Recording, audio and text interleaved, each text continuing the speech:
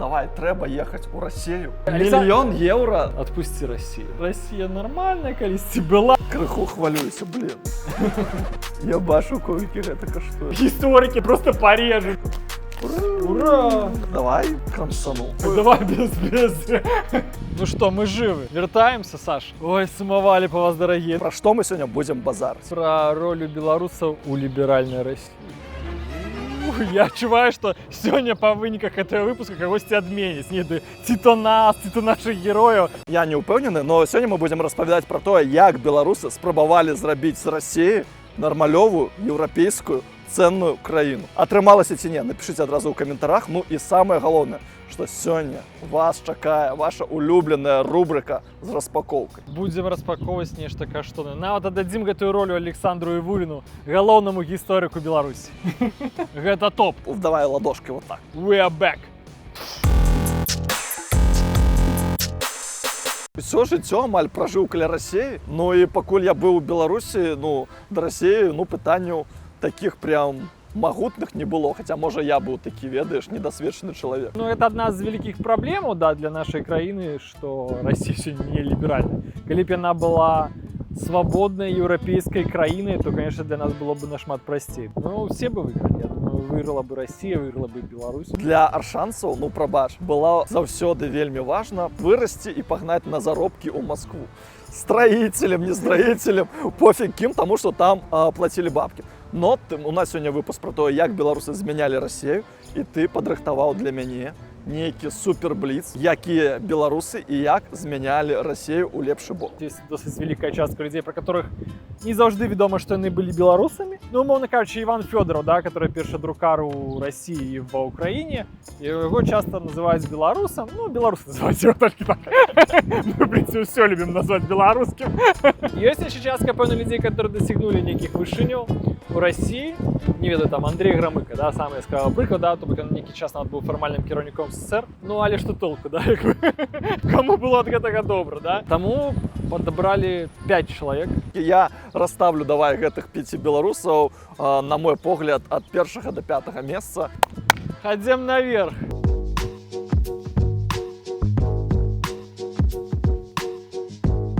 Як сапраўдны аршанец, у чым, а ў рускіх я разумею.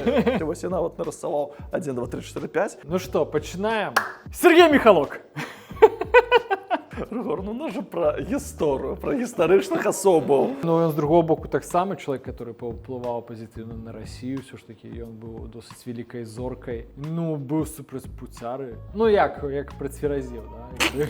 З таго часу і быў. Сергей Михалок, чалавек, які дакладна называў рэчы сваімі імёнамі. Дарэчы, я выпуск про Михалка рабіў, паглядзіце, калі ласка. Ён быў у прайме там, дагэтуль яго песні слухаюць. Мне здаецца, на індустрыю паўліяў, але давай просто на 5 месца, на 5, таму што, ну, ўсё ж такі, мне здаецца, што ты падрыхтаваў больш крутых, больш цікавых персанажаў, якія, ну, пры ўсёй павазе больш паўплывалі. Наступнае прозвішча Ян Чэрскі. Топавы чалавек, які адправіўся ў Расію не па сваёй волі. Пасля паўстання Кастуся Каліноўскага быў вымушаны з'ехаць у Расію. І, дарэчы, як на твой погляд, наколькі гэта нармалёва, калі ты, па сутнасці, у палоне, у цябе там выбар, ці цябе заб'юць, павешаюць там пасля няўдалага паўстання Каліноўскага, просто едзеш у Расію, каб займацца навукай. Ну, я думаю, Александр, калі б тебе прапанавалі 4 гады таму, таксама, калі выбіраць паміж паехаць на 2 гады на воўчыя норы альбо ў Расію, ва ў Расіі вучыць, неяк прыемней, не? Займаўся бы там навукай. Ці не прыемней, Александр? Я думаю, мы можем разобрацца в этой ситуации. Может быть, можа, я не маю рацыі. Я б 100% бы адправіўся ў Расію, каб там нешта змяніць. І, ну, блин, захаваць жыццё, і пры гэтым, ну, чалавек зрабіў сапраўды шмат усялякіх геаграфічных адкрыццёў. Ён топчык. Ну, і, дарэчы, што яшчэ імём Чэрскага названа? Імём Чэрскага названа беларуская супольнасць у Іркуцку, то бок гэта там найбольшая супольнасць, которая ёсць беларусаў у Сібірі. Чэрскі, ну, норм, 4. Окей, я запишу. Я ўсіх герояў, якіх ты мне сказаў, праганю праз наш беларускі штучны інтэлект, праз Тимоха Акудовича. І он таксама дасць характарыстыку ўсім нашим героям. Чэрскі, ну слухай, гэта не ж адзін. Там дзесяткі імёнаў былых паўстанцаў, якіх закінула пасля паўстання вот, у глыбінную Расею. Гэтыя людзі на радзіме маглі праявіць свой талент, але іх сілай закінулі туды ў цэнтральную Расею, і яны вырашылі яго не закапваць, а рэалізаваць там, дзе маглі. Не ў войску, а ў навуцы. І Чэрскі адзін з такіх прыкладаў, чалавек, які вельмі шмат паўплываў на самыя розныя навукі, там геаграфію, біялогію, даследаванні некаторых народаў унутры Расіі. Ну і яму, відаць, яшчэ плюс там спадабалася прырода, народы, вот это. Яму хацелася даведацца пра іх пабольш. Браты Дыбоўскі, Чэрскі, там яшчэ шмат-шмат імёнаў, прозвішчаў. Для даследавання этой здаравеннай краіны зрабілі вельмі шмат. Вось. Хаця, як бы, па сутнасці дапамагалі ў нейкім сэнсе ворагу, але ім важна было праявіць свой талент. Даследаванне жывёлаў, даследаванне горных хрыбтоў, рэк, азёраў, знаходжанне карысных выкапняў, там Тамаш Зан знайшоў золата для Расіі. Маляванне картаў, па якіх пасля этой все транссібірскія магістралі прайшлі. Гэта ўсё яны. Яны ж все былі выхадцамі з філаматаў філарэтаў. Это таварыства, якое прапагандавала, што чалавецтва зменіцца праз навуку, праз асвету, праз філасофію. Яны, аказаўшыся там, вырашылі присвятить себе вот этим штукам. Ён называў себе літвінам у тэкстах, вось, хаця это уже было не дуже актуальна ў сярэдзіне 19 стагоддзя, але ён трымаўся сваёй ідэнтычнасці, мы пра гэта ведаем. Ну, гэта трагедыя таго пакалення. Вот, яны паспрабавалі нешта памяняць у сябе на радзіме, але ў выніку былі адарваныя ад свайго жыцця і пражылі не тое жыццё, напэўна, якое хацелі. Ну што, давай далей. Пора браць нешта памацней. Семён Полацкі. Мы ж аршанскія, гэта побач амаль з Полацкам. І Семён Полацкі гэта сапраўды просто выбітнейшы дзядзька, які паехаў там вельмі давно, амаль 4 ці 5 стагоддзяў таму ў Расею. Ну, паехаў, калі шчыра, у крысу. Ну, то есть, тады Расія, як і зараз, свяла такія войны захопніцкія і гэтак далей. І ён такі вырашыў, што лавіць у Беларусі, у прынцыпе, няма чаго. Ён быў даволі таленавітым, даволі адукаваным чалавекам, які скончыў шмат навучальных устаноў, які быў праваслаўным, але меў адукацыю ў езуітах. Ён быў вельмі празападны. Ліберал. І ён вырашыў за вялікія грошы прыняць запрашэнне цара. Ён, мне здаецца, вельмі шмат паўплываў на тое, каб Расія хоць крыху сталася вось такой прадэмакратычнай дзяржавай. Дык што, называем месца? Не, ну просто ён быў, мне здаецца, адным з першых. Трэба ставіць яго на першае месца. Окей. Пачынаюцца рэгіянальныя тэмы, аршанскія цягнуць Полацкі. Ну, Полацкі это суперстар, адназначна. Так атрымліваецца, што ці не самы паспяховы выхадзец з Беларусі, у прынцыпе, беларус там 17 стагоддзя. Ну, гэта чалавек, які змог з там сям'і сярэдняй заможнасці купца Полацкага падняцца да ўзроўня, як это зараз модна казаць, архітэктара сэнсаў. Ну, адзінае, што так, у маскоўскім княстве ён вельмі шмат чого зрабіў там у Масковіі за адносна недоўгі час свайго пражывання. Там тэатральную справу падняў і справу вершавання, і навучаў тых першых дыпламатаў маскоўскіх лацінскай мове, і царскіх дзяцей навучаў, і стварыў праект першай акадэміі, ну, па сутнасці універсітэта у Масковіі. Ну і, карацей, можна працягваць, там вялізны спіс таго пры ўнесенні нейкіх еўрапейскіх штук у Масковію. Ён быў праваслаўны, на той момант Рэч Паспалітая, гэта была такая краіна жорстка каталіцкая, дзе было месца праваслаўным, але толькі на ўзроўні да сярэдняга. А далей трэба было станавіцца каталіком. Плюс яшчэ это ж пасля заканчэння вайны ён пераехаў. Па выніку этой вайны Кіеў дайшоў да Масквы. І вось на працягу там некалькіх дзесяцігоддзяў у Рэчы Паспалітай фарміраваўся праваслаўны цэнтр, дзе можна было зрабіць кар'еру, дзе можна было там паказаць сваю крутасць. Это быў Кіеў. І яго забрала Масковія. І як бы па выніку без Кіева, ну што, ну можна было заняць нейкую высокую пасаду ў Полацку, можна было пераехаць у Вільню, але там таксама гэта ўсё упіралася ў вельмі такую невысокую столю развіцця. Вот чым праблема, мы не можам до конца зразумець матывацыю Семёна Полацкага. Ну, пачынаецца вайна ВКЛ з маскоўскім княствам. Масква прыходзіць, Алексей Михайлович заходзіць сам у Полацак, а Семён Полацкі самы таленавіты манах, настаўнік полацкага праваслаўнага брацтва. І вось з якой эмоцыяй ён пайшоў да цара. Ці ён рэальна верыў у цара-вызваліцеля, Можа быць, тады рэальна праваслаўныя былі пад прыгнётам. Было куча прэтэнзій да цэнтральнай улады там у Варшаве, у Вільні. Ён мог бачыць цара як такога, чалавека, які прынёс праваслаўю нарэшце вызваленне. Мог. А можа быць, ён проста баяўся за свой манастыр. Яму трэба было выступіць перад чарговым захопнікам, каб як бы не разрабавалі ягоны манастыр. Ён прыйшоў, выступіў. А можа быць, ён увогуле быў максімальна, ведаеш, кар'ерны чувак, які проста, як бы ёсць кар'ерная лесвіца да мяне спусцілася, да, я пабег. А там вот што праваслаўны, каталікі без розніцы, або, ведаеш, падняцца. Як там яно было, цяжка сказаць. Хутчэй, все-таки ён быў досыць маральна-кар'ерны чалавек. Тое, што мы разумеем, хутчэй вот гэтыя два моманты на яго паўплываюць. Слухай, ён напісаў просьму вершаў пра тое, што трэба чытаць кніжкі, развівацца, што трэба цікавіцца філасофіяй, што трэба кідаць піць і не хлусіць. Ён шчыры, падаецца, быў у гэтых вершах, як бы, і гэта не проста была даніна там нейкай, ведаеш, нарматыўнасці. Таму, выглядае на тое, што ён хацеў несці вот ідэі там справядлівасці, гуманізма і вот этих вот всіх заходніх ідэяў адраджэння несці іх у вот этой кансерватыўны маскоўскі свет. У яго, напэўна, нейкая такая місія была. Пры гэтым нельга адмаўляць, што і кар'еру ён таксама хацеў зрабіць, хутчэй за ўсё. Кудысьці яму свой талент трэба было падзець. Другое, третье месца засталося. Давай. Давай, ведаеш, пра людзей, которые, як бы, напэўна, не жылі ў Расіі, але мелі досыць вялікі ўплыў на інтэлектуальнае асяроддзе там. Давай, Быкаў. На мой погляд, можа я памыляюся, зараз ці мог падправіць, што гэта першы пісьменнік, які пачаў пісаць сапраўдную праўду пра другую сусветную вайну, пра Вялікую Адчынную вайну. Хоць неяк намагаўся так зрабіць, каб зараз у Расіі не было гэтага бедабесія. Быкаў топ. Напэўна, ён не адзін першы, ён проста стаяў на плечах пэўных папярэднікаў, ён, напэўна, адзін проста самы яркі этой плеяды лейтэнанцкай прозы. Просто Быкаў не з'язджаў у Маскву. Вот важны момант. Ён, будучы ў этой сістэме савецкай, ён все-таки застаўся беларусам.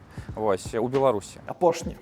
Так все просто, уже як бы месца не засталося. Павел Сухі. Гэта трэцяе месца. Чалавек, які шмат чаго зрабіў менавіта для таго, каб мы лёталі нармалёва, каб авіяцыя была ў Рашкі нармальна. Я гэта кажу амаль у той перыяд, калі Украіна змагла знішчыць вельмі шмат расійскага лётнага патэнцыялу. На Сухіх все ж таки летаюць усе. Украінцы таксама летаюць на Сухіх. То бок это... і плюс ён сам па сабе быў досыць нармальным чалавекам, я разумею. То бок ён не быў КПСС. Для свайго часу это все ж таки досыць вялікая заява. Зараз Цімоха Кудовіч подключаецца. І вось просто накідайце лайк у Цімоху за то, што ён нам так вельмі шчыра і якасна дапамагае.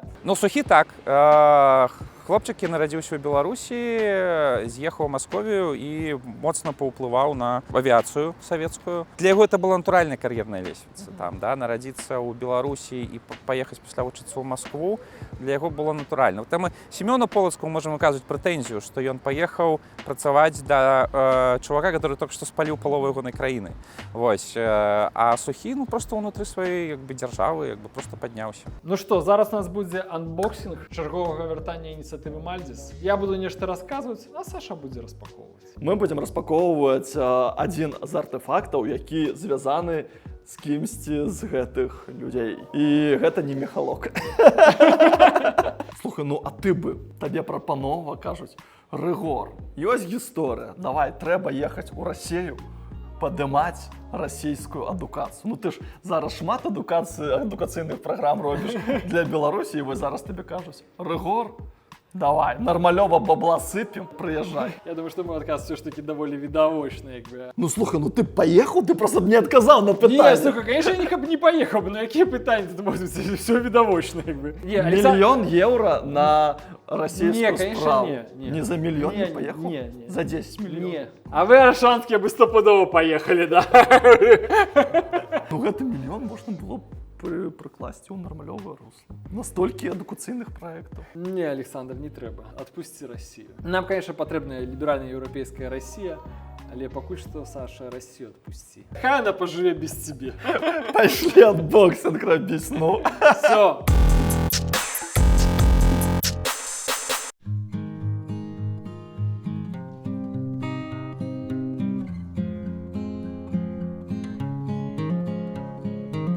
Два месяца таму беларускі даследчык Алексей Ластоўскі даслаў мне спасылку на аукцыён, дзе прадавалася вось гэта книга. Тут книга Тут книга. Ну, як можна здогадатися, Семена Полоцкого.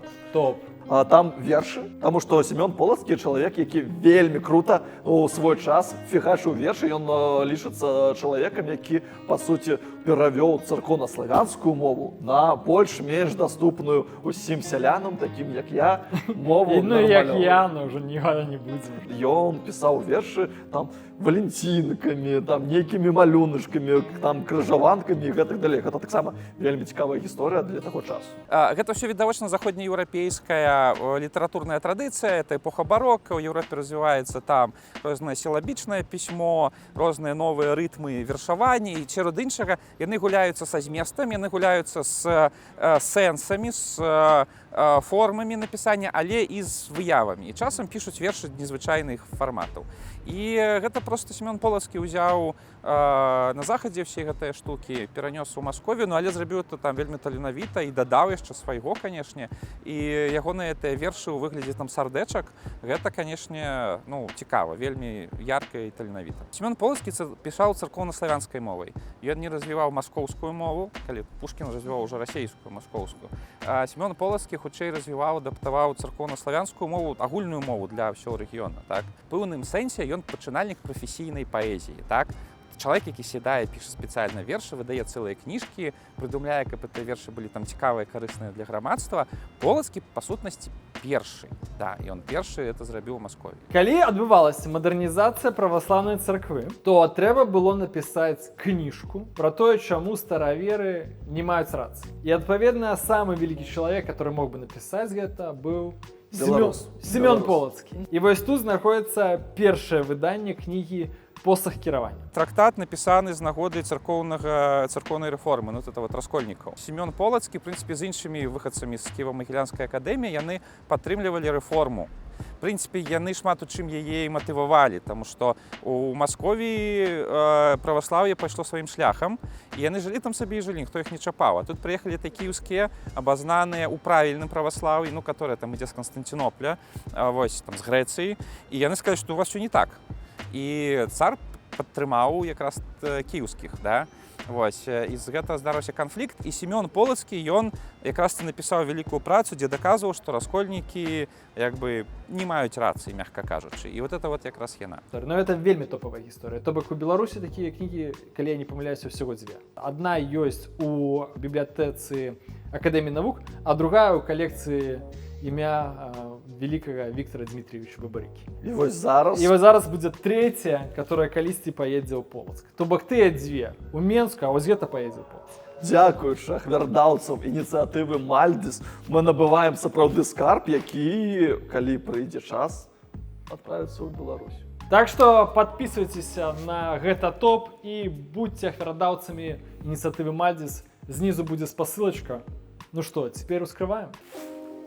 Крыху хвалююся, блин. Ты мне дапамагаеш, так?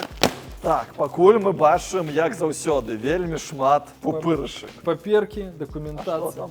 Выказаць, ну там, пэўна, чек, як бы, не ведаю, раз паказаць на чек.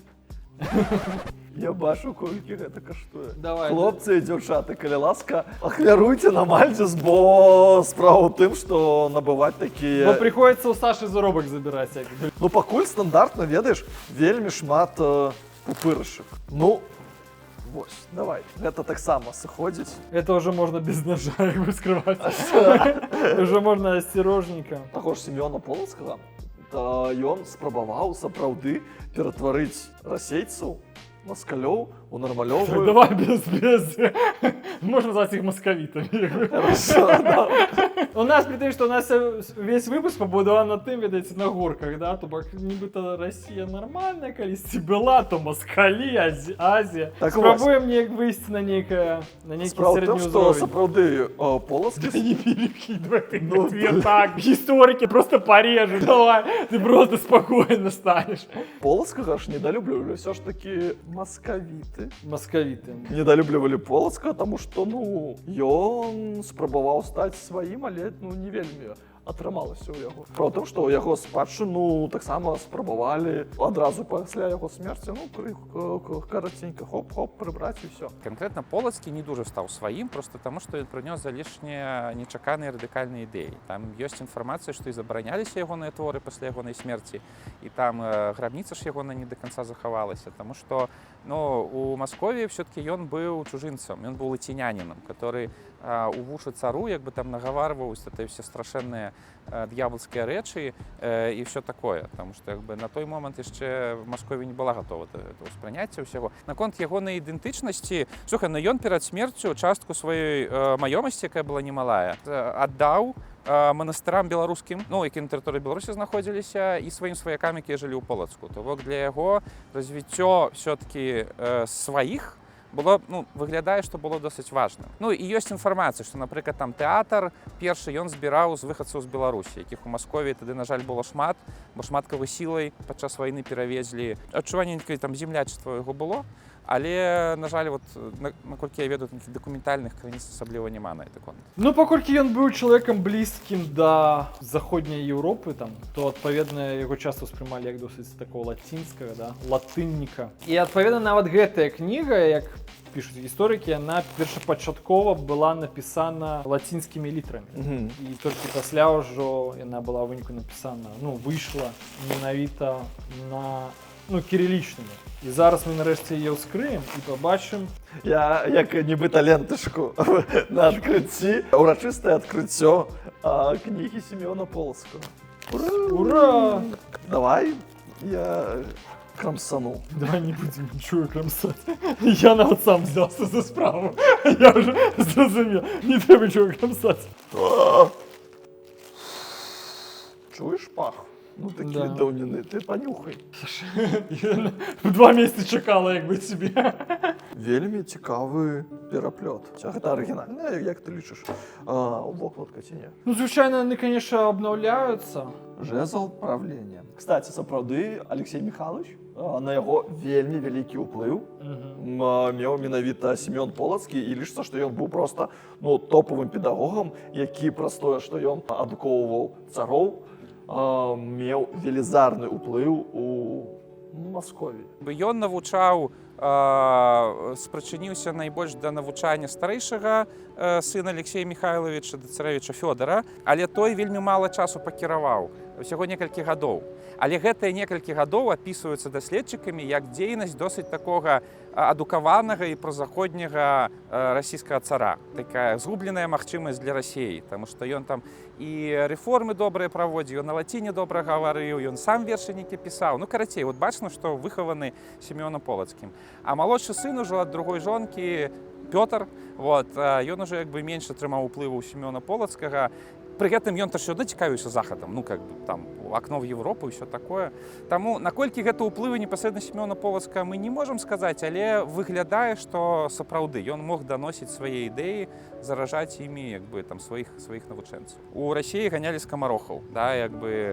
Чаму Сімён Полацкі прынёс тэатр у Маскові? Таму што ён быў забаронены ў Расіі. То есть это ігранне на публіку лічылася нехрысціянскай штукай. Тое ж самае з вершамі. Па вялікім рахунку пісанне вершаў прыгожых, каких-то славаслоўных, это ж все ад д'ябла, па меркаванню этого вельмі кансерватыўнага маскоўскага грамадства. І тое, што Сімеон, который быў набліжаны да цара, мог это прасоўваць, гэта вельмі шмат каму Маскові не падабалася, бо все это танцулькі, все это вершыкі, весь это развлекательный YouTube, это ж это ж д'ябл праз гэта заходзіць у нашыя вушы і душы.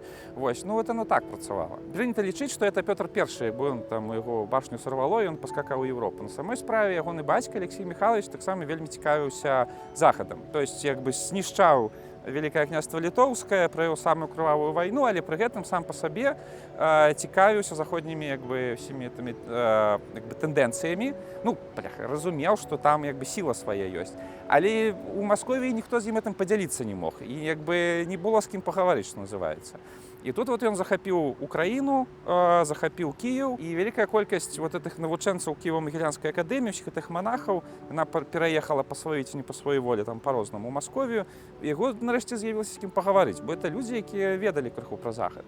І найбільш таленавітым сярод іх, цікавым, быў якраз Сімён Полацкі. Таму ён заняў такую якби высокую пасаду пры цары. Выдаць такую кнігу было вельмі складана ў той час, таму што трэба было мець нармалёвы блат. Кнігі гэта было такое зашкварнае у Масковіі ў той час, бо гэта ўсё было такое несур'ёзнае, не мужчынскае і гэтак далей. О, велікаму царю. Цікава было, каб нехта паспрабаваў зняць там, ведаеш, кіно пра Сімёна Полацкага, які там сядзіць вечарам адзін у сваёй кельі, да, там, не ведаю, там, падымае віно нейкае венгерскае і такі плача, што вакол адныя дурні, там, мяне ніхто не разумее.